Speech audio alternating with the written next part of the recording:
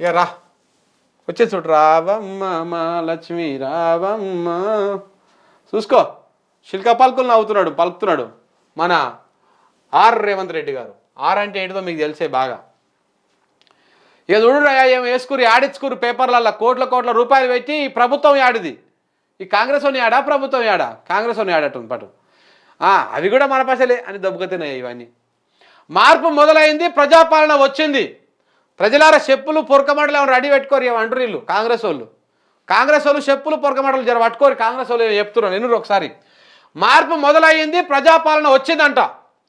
ఇచ్చిన మాట నిలబెట్టుకుంటుంది కాంగ్రెస్. ఏం మాట నిలబెట్టుకుంటుంది? రైతులను చంపుతుంది, ఆటో డ్రైవర్లను చంపుతుంది, పిల్లలను చంపుతుంది, గురుకుల పాఠశాలలో విషపాహారం పెట్టి చంపుతుంది. ఇదా మార్పు? ఇదేనా ప్రజాపాలన? ఏం రేవంత్ రెడ్డి నవ్వుతావు మళ్ళీ సిగ్గు లేకుండా గితనన్న. బిడ్డలకు ఆడబిడ్డలకు ఆర్టీసీ బస్సులో ఉచిత ప్రయాణం మొదలైంది. ఇది ఒక్కటే నువ్వు చేసింది.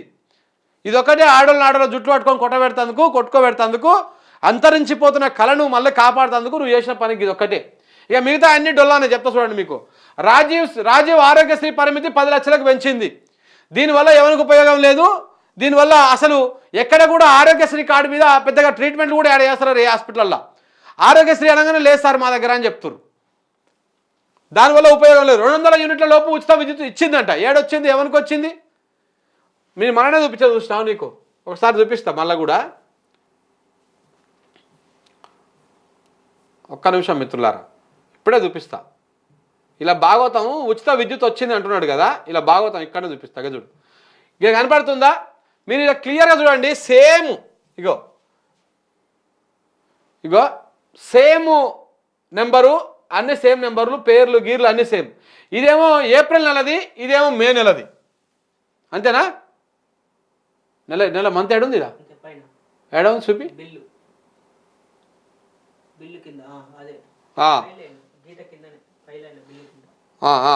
ఇగో ఇదేమో మే నెలది, ఇదేమో ఏప్రిల్ నెలది. మీరు క్లియర్గా చూడవచ్చు. ఈ మే నెలలో ఏప్రిల్ నెలలోనేమో 0 వచ్చింది. ఏంది? కరెంటు బిల్లు 0 వేసారు. మళ్ళీ మే నెలలోనేమో 1163 రూపాయలు వచ్చింది. మళ్ళీ పోనీ యూనిట్లకి ఎక్కువ కాల్చిండేమో అనుకుందామంటే అది లేదు. ఈడనేమో 204 యూనిట్లు కాల్చిరు 32 రోజులకు. 204 యూనిట్లు కాల్చిరు. ఈడనేమో 201 యూనిట్ కాల్చిరు. ఈడనే యూనిట్లు ఎక్కువ ఉన్నాయి, ఈడనే యూనిట్లు తక్కువ ఉన్నాయి. మరి ఎందుకు ఈడ ఎందుకు రాలేదు? ఈడ ఎందుకు వచ్చినట్టు? 32 రోజులు ఎట్లా వచ్చినట్టు? ఏ విధంగా వచ్చినట్టు? దీని గురించి ఉండదు చర్చ. అంటే మళ్ళీ ఈడనేమో ఇట్లాంటి కోకొల్లలు. అసలు ఈ ఫ్రీ కరెంట్ వచ్చిందే 100 మందిలో ఒకరికి. ఆ ఒక్కరికి కూడా ఈ విధంగా డ్రామా అనమాట. ఒక నెల వచ్చుడు, ఒక నెల కట్ అవుడు, ఒక నెల పశలేసుడు. ఈ నెల తక్కువైంది కదా, ఈ నెల కలిపి ఒక బిల్లు వేస్తున్నారు అనమాట. అంటే ఒక నెలలో నాకు తెలిసి వీళ్ళకు మహా అయితే ఒక 500-600 వస్తుంది. 1100 చేసారు దాన్ని. అంటే డబ్బులు ఛార్జ్ వసూలు చేసారు నెక్స్ట్ మంత్. సో కాబట్టి ఫ్రీ కరెంటు లేదు, బొక్క లేదు. అంతా ఇది డొల్లా. ఈ దొంగలు ఇట్లా యాడ్లు ఇచ్చుకోవడానికి పనికి వస్తుంది. ఈ పట్టపాటీలు దొంగలందరూ యాడ్లు ఇచ్చుకుంటారు తప్ప ఏం ఉపయోగం లేదు. ఫ్రీ కరెంట్ అనేది లేదు, డొల్లా. మీకు ఇప్పుడు చూపించిన క్లియర్గా. ఇక 500 గ్యాస్ సిలిండర్ ఎవ్వరికి రాలే. ఒక్కరికి కూడా 500 రూపాయల గ్యాస్ సిలిండర్ రాదు కూడా. ఇది పోయింది. గూడు లేని పేదలకు ఇందిరమ్మ ఇండ్లు ఏడిచ్చినావు రేవంత్ రెడ్డి. చూపిస్తావా? ఒక్క ఇల్లు చూపిస్తావా? ఇప్పుడు నువ్వు అధికారంలోకి వచ్చినాక ఏ ఒక్కరికన్నా ఇందిరమ్మ ఇల్లు వచ్చినట్టు చూపిస్తావా? ఒక్కరికన్నా చూపిస్తావా? కాంగ్రెస్ నాయకులు చూపియండి. ఒక వీడియోను పెట్టండి, ఒక ఫోటోను పెట్టండి. ఇది ఇందిరమ్మ ఇల్లు వచ్చింది రేవంత్ రెడ్డి వచ్చినాక అని తీసి ఫోటో తీసి ట్విట్టర్లను ఆడనో మాకు ట్యాగ్ అన్న చేయండి. మేము చూస్తాం, తరిస్తాం. ఎవరికి రాలే. బీసీ కులగణన బలహీన వర్గాలకు అండ. ఏడ చేసినావు? ఎప్పుడున్నది? ఎంత ఉట్టి డ్రామా. ధరణి ప్రక్షాళన, భూ సమస్యలకు విముక్తి. ఇక రైతులు నాకు నిజంగా కోపం వస్తుంది. చెప్పులు తీసుకొని కొడతారు మిమ్మల్ని, మామూలు కొట్టరు. ఏడ ధరణిని ప్రక్షాళన చేసినావు? ఎవరికి విముక్తి అయ్యింది? ఏడ విముక్తి అయింది? ఏడ సమస్యలు పరిష్కారమైనవి? నువ్వు పేపర్లలో యాడిచ్చుకుంటే సరిపోతుందా? రైతుల సమస్యలు పరిష్కారం అయిపోయినాయి అప్పటికే. ఏడ ఉందో కూడా తెలియదు. సిగ్గుశరం ఉండాలి గిట్లా యాడిచ్చుకోవడానికి కాంగ్రెస్ వానికి. చెప్పులు తీసుకొని కొడతారు ప్రజలు. మీరు గిట్లనే చేసినామంటే చెప్పులు. ఇంకేంది? రైతులకు సలహాలు ఇచ్చే రైతు నేస్తం ఆరంభం. ఎవరి కోసం? ఎవరికి అక్కడికి వస్తుంది అది? ఏడ ఉందా నేస్తం?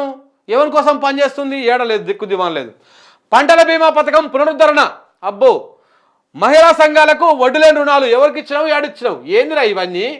ప్రతి వారము 2 రోజులు ప్రజావాణి అంట. ఏడ ఉందా ప్రజావాణి? ప్రజావాణి మూతపడి 2 నెలలు అయిపోయాయి. రేపు వచ్చినాక కూడా ఏం రాదు. ఆ ప్రజావానికి వచ్చినటువంటి ఒక్క అప్లికేషన్ సాల్వ్ కాలే. ఇప్పటిదాకా కొన్ని వందల అప్లికేషన్లు, 1000 అప్లికేషన్లు తీసుకొని ఉంటారు కదా, ఒక్కటి కూడా సాల్వ్ అయిన పాపాన పోలే. 65 ఐటీఐలలో అరుణాచల స్కిల్ సెంటర్లు, ఇవన్నీ నువ్వే పెట్టినావా వచ్చినాక ఈ 5 నెలల్లో? ఇవన్నీ పెట్టిండా? గల్ఫ్ కార్మికులకు బీమా పథకము, యువకులకు ఉద్యోగాల భరోసా. ఓర్ని అమ్మ, అయిపోయినాయి మీకు ఉద్యోగాలు కూడా వచ్చినాయంట. ఆర్టీసీ ఉద్యోగులకు 21% ఫిట్మెంట్ అంట. ఇప్పటిదాకా ఆర్టీసీ ఉద్యోగులకు జీతాలే రాలే. ఈ బస్సు డ్రైవర్లకు, కండక్టర్లకు, ఆర్టీసీలో పనిచేసే వాళ్ళకు ఎవరికి కూడా జీతాలే రాలి. ఇవాళ ఎన్నో తారీఖు? 9వ తారీఖు. ఇప్పటిదాకా జీతాలు దిక్కులేదు కానీ అంటే ఈయన 25% ఫిట్మెంట్ ఇచ్చిందంట. సింగరేణి ఉద్యోగులకు 1 కోటి ప్రమాద బీమా. హైదరాబాద్లో ఎయిర్పోర్ట్ వరకు మెట్రో రైలు కట్టేసినాం. అప్పుడే కట్టేసి పోతూనే ఉన్నారు. అక్కడ నుంచి జనాలు ఎక్కి శంకుస్థాపన చేసినట్టుంది కదా అప్పట్లో. ఎందుకంటే ఆడ కూడా మళ్ళా మన భూములు, మన హిల్స్ రెడ్డి భూములు, అన్నదమ్ముల బినాముల భూములు ఉన్నాయి కాబట్టి ఆ పక్కన తీసుకుపోవడానికి ప్రయత్నం చేస్తూ ఉన్నాడు. రాజీవ్ రహదారిపై ఎలివేటెడ్ కారిడార్. బోయిన్పల్లిలో డబుల్ డెక్కర్ ఎలివేటర్ కారిడార్. ఏమీ లేవు. చూడండి, 100 రోజుల్లోనే ఇవన్నీ చేసినాం, చెప్పినవన్నీ చేసి తీరుతామంట. ఏం చేసినావు 100 రోజులల్లో? 100 రోజులలో డిసెంబర్ 9వ తారీఖు నాడు రుణమాఫీ చేస్తా అంటే చేసినావా? 100 రోజులు అయిపోయాయి, అన్నీ అయిపోయాయి. రేపు మళ్ళీ ఇప్పుడు ఆగస్టు 15వ తారీఖు చూడు, డ్రామా చూడు, ఇంకా కొత్తది ఉంది. ఆగస్టు 15వ తారీఖు నాటికి రైతులకు రుణమాఫీ. ఆగస్టు 15వ తారీఖు నాటికి రైతులకు రుణమాఫీ. మన ఏమన్నాడయా, మే 9వ తారీఖు లోపల రైతు భరోసా అయ్యకపోతే ముక్కు నెలకు రాస్తా అన్నాడు. నిన్న మీ మంత్రి గారు ఏమంటుండు? మీరు రైతు భరోసా వేస్తుంటే ఈసీ అడ్డం పడ్డది అంటున్నాడు. మరి పోయి నువ్వు ముక్కు నెలకు రాస్తావా? రేవంత్ రెడ్డి, నీ ముక్కు బాగానే ఉన్నట్టు. నీ ముక్కు కూడా మూతి లోపడుకుంటుంది, ముక్కు బయటకుంటుంది. నీది కూడా వెరైటీ ఉంటుంది. ఆయన మన గ్యాదకిషోర్ అంటాడు, చూసినావు తొండ మూతి ఉన్నట్టు ఉంది అని. సేమ్ అట్టనే ఉంటుంది. మరి పోయి నువ్వు ముక్కు నెలకు రాస్తావా? గీకు పోయి మరి ఒకసారి. నువ్వే అన్నావు కదా ముక్కు నెలకు రాస్తాను, పోయి ఒకసారి. మీ మంత్రి అంటాడు అందరికి వేయలేదు మేము, అడ్డం పడ్డరు అని చెప్పేసి. ఏ మంత్రి ఆయన అన్నది? ఈయన కోమటిరెడ్డో వెంకటరెడ్డో ఎవరు అన్నారు, బయట కూడా పెడతాను, నేను ట్వీట్ చేస్తా. మూతపడ్డ నిజాం చెరుకు ఫ్యాక్టరీ తెరిపిస్తాం. ఆటో డ్రైవర్లకు ప్రతి ఏడాది 12,000 ఇస్తాం. అబ్బో, ఆటో డ్రైవర్లు ఇప్పటికి ఎంతమంది చచ్చిర్రు? 200 మంది దాకా చచ్చిర్రు నీ పుణ్యాన. ఆ సచిన కుటుంబాలను ఆదుకో, ముందు ఆ కుటుంబాలను ఆదుకో. ఇవేవి కావు ప్రజలారా, డ్రామా ఇదంతా. ఈ యాడ్ ఇచ్చుకోవాల్సినటువంటి అవసరం కూడా లేదు వీళ్ళకి, ఒకవేళ చేసేటోళ్ళు అయితే.